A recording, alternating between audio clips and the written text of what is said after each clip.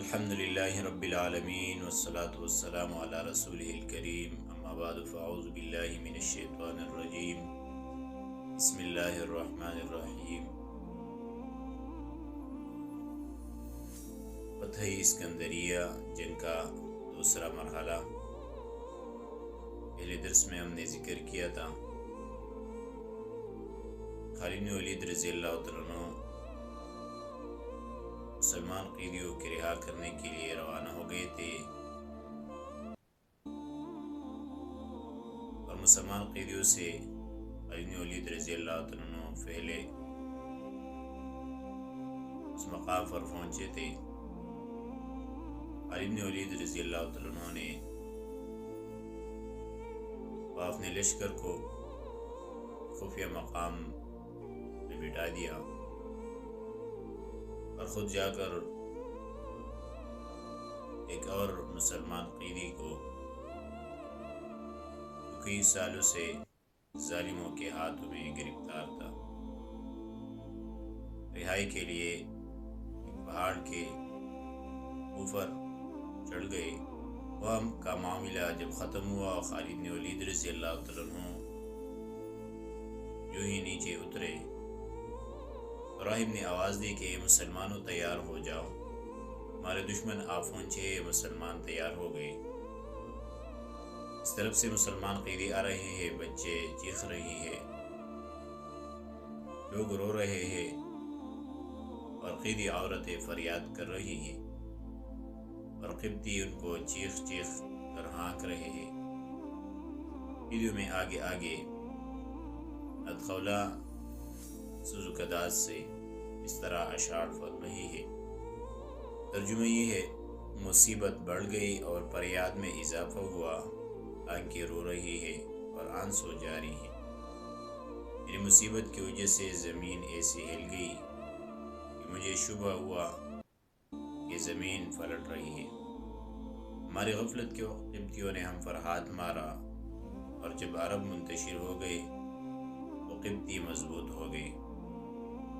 اس بہادر پر افسوس جو ہمارا سماری جنگ تھا، جس میں پاکدامنی، ادب اور دین موجود تھا۔ اس سختی کے وقت ہمارا مددگار تھا، یعنی زرار، جو ہر گمسان کی جنگ میں بلایا جاتا تھا۔ وہ دینی غیرت سے لبریز طبیعت اور فرمحسن تھا، نیکی، انصاف اور حمایت ان کا شیوا تھا۔ اگر وہ اپنی سواری پر بیٹھنے کی طاقت رکھتے تو دشمن لڑائی کی آگ میں خاکستر ہو جاتا، یا خالد اس جگہ موجود ہوتے تو یہ شکایت اور فریاد نہ ہوتی، یا میری آواز سنتے تو فوراً کہتے کہ ذرا ٹھہر جا، میری سختی اور ہلاکت اب دور ہو گئی۔ خالد رضی اللہ عنہ جب خولہ رضی اللہ عنہ کی آواز سنی تو جواب دیا: لبیک یا بنت الحضور، مبارک ہو، اب آپ کی مصیبت دور ہو گئی۔ اس کے بعد اسلام کی شیروں نے قبطیوں پر ایک دم حلہ بول دیا اور سب کو گھیرے میں لے لی۔ 700 کو واصل جہنم کیا اور 1300 کو قید کر لیا، اور تمام مسلمان قیدیوں کو رہا کر دیا، اور شیر اسلام زرار رضی اللہ عنہ کو سلام کیا، ان کا استقبال کیا اور ان کو مبارکباد دی۔ آپس میں علیگ سلیگ ہوئی، اور پھر قبطی قیدیوں کو لے کر اسکندریہ پر چڑھائی کے لیے آگے بڑھے۔ اوپر کے بڑے بڑے سروان قید میں تھے یا مارے جا چکے تھے، اور کاتب الحروب نے کہا: ان عہد عاد کان معروفا لنا اسر الملوک وقتلها وقتالہ۔ صاحب توئی مصر فرماتے ہیں کہ جب ارسطولیس نے یہ سنا کہ عرب اسکندریہ پہنچ چکے ہیں تو اس نے اپنے سارے لشکر کو اسکندریہ سے باہر باب صدرہ کی طرف متعین کیا۔ جب کفار نے مسلمانوں کو دیکھا تو چیخ اٹھے اور خوف ان کے دلوں میں بیٹھ گیا۔ بادشاہ بہت ڈرا ہوا تھا۔ لوگوں نے بادشاہ سے کہا کہ اب آپ کے پاس ان لوگوں کے لیے کیا تدبیر ہے؟ اس نے کہا کہ میں کیا تدبیر کر سکتا ہوں؟ تم ڈرپوک ہو، شکست پر شکست کھا کر عربوں کو جری کر رہے ہو۔ تمہیں شرم آتی ہے، نہ تم میں غیرت ہے، تمہاری عورتیں عربوں کی لونڈیا ہے اور تم پھر بھی زندگی گزار رہے ہو، اگر وہ قیدی جو میں نے میرے زجاج کی طرف بھیجے ہیں میرے پاس ہوتے تو میں ان کے بدلے عربوں سے صلح کر لیتا، اور ایک غلطی اس میں یہ بھی ہو گئی کہ 2000 جنگجو فوج بھی ان قیدیوں کے ساتھ لگا دی ہے۔ فوج ہوتی تو میں آج لڑنے کے لیے نکلتا۔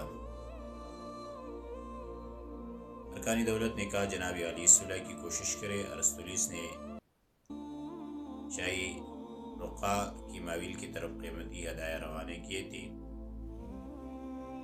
اور یہ درخواست بھی کی تھی کہ عرب نے ہمارا گرد تنگ کیا ہوا ہے، ہماری فوجی مدد کرے۔ ماویل نے اپنے ارکان دولت سے مشورہ کیا۔ ارکان دولت نے اس طرح جواب دیا کہ بادشاہ سلامت، دنیا کے بادشاہ ایک دوسرے سے مدد مانگتے رہتے ہیں، آپ ضرور ان کی مدد کیجیے۔ ویسے اگر اسکندریہ پر عربوں نے قابو پا لیا تو وہ دریا عبور کر کے ہم سے رقہ بھی قبضہ کر سکتے ہیں۔ پھر شاہ رقہ نے اپنے ملک کے سب سے بڑے لارڈ فادری کو بلایا اور ان سے کہا کہ تم جا کر حاکم اسکندریہ کو خوشخبری سنا دو اور ان سے کہو کہ ماویل نے اپنے بھائی استفانوس کے ساتھ 4000 لشکری جرار مدد کے لیے روانہ کیا ہے۔ لارڈ فادری جس کا نام سدیس تھا نے جا کر حاکم اسکندریہ کو خوشخبری سنا دی۔ ارسطولیس بہت خوش ہوا اور پھر پادری سے کہا کہ جا کر ان مسلمانوں سے صلح کی کوئی بات بنا لو، ان کی قیدیوں کی رہائی کی بات سامنے رکھو اور مزید کچھ مال بھی ہم دے دیں گے۔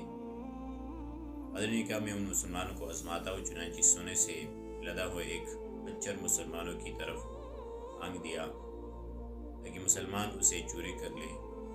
اس وقت پھیرا حضرت شرحبیل بن حسنار دے رہے تھے۔ اپنے خچر کو واپس بگا دیا اور فرمایا کہ اللہ کے دشمن دنیا کے ذریعہ سے ہم کو آزمانا چاہتے، ہمیں اس فانی دنیا سے کیا سروکار؟ بادشاہ نے کہا اس دیانت امانت کی وجہ سے یہ لوگ ہم پر غالب آ رہے ہیں، ان کے دلوں میں رحمت ہے، یہ بڑوں کا احترام اور چھوٹوں پر شفقت کرتے ہیں اور اپنے رب کی عبادت کرتے ہیں۔ بہرحال فادری مذاکرات کے لیے خالد کے سامنے آیا، سجدہ کرنے لگا لیکن حضرت خالد نے روکا۔ پادری نے کہا آپ ان مسلمانوں کے امیر ہیں؟ خالد رضی اللہ عنہ نے کہا لوگ ایسا کہتے ہیں، جب تک اللہ کے حکم پر چلوں گا تو امیر ورنہ کوئی امارت نہیں۔ پادری نے کہا میں بہت پہلے اسلام قبول کر چکا ہوں، میں نے اس کی تحقیق بھی کی ہے، اسلام سچا دین ہے، اب مجھے دوبارہ مسلمان کیجیے۔ انہوں نے ایسرے سے کلمہ شہادت پڑھ لیا اور اللہ کا شکر ادا کیا۔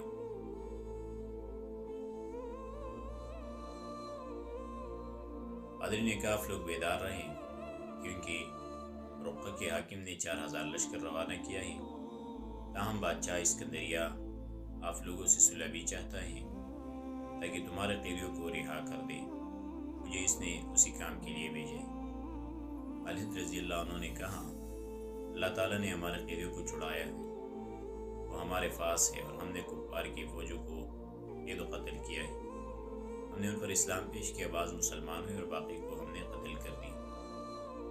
پادری نے واپس جا کر تمام صورتحال سے ارسطولیس کو آگاہ کیا، وہ یہ سن کر بہت پریشان ہوا، اس نے یقین کر لیا کہ اب زوال کے سوا کچھ نہیں ہے۔ بہرحال اس نے اپنے عساکر کو حکم دے دیا کہ لڑنے کے لیے تیار ہو جاؤ اور رقہ سے ہماری مدد کے لیے فوج آ رہی۔ رات کو بادشاہ نے عجیب خواب دیکھا کہ عیسیٰ علیہ السلام ارسطولیس سے کہہ رہے ہیں اگر تو میرا امتی ہے تو اس رسول عربی کو مان۔ بادشاہ نے ارکان دولت کے سامنے خواب بیان کیا، سب نے کہا یہ اسے فراگندہ خوابیں ہیں، خدا مسیح تو 2 قدم بھی عربی کے ساتھ نہیں جائے گا بلکہ وہ تو اس کا دشمن ہے۔ بہرحال بادشاہ نے فوج کو سب بندی کا حکم دے دیا اور وہ مسلمانوں کے مقابلے میں کھڑی ہو گئی۔ پھر کیا ہوا انشاءاللہ آگے درس میں جنگ کا تیسرا مرحلہ ذکر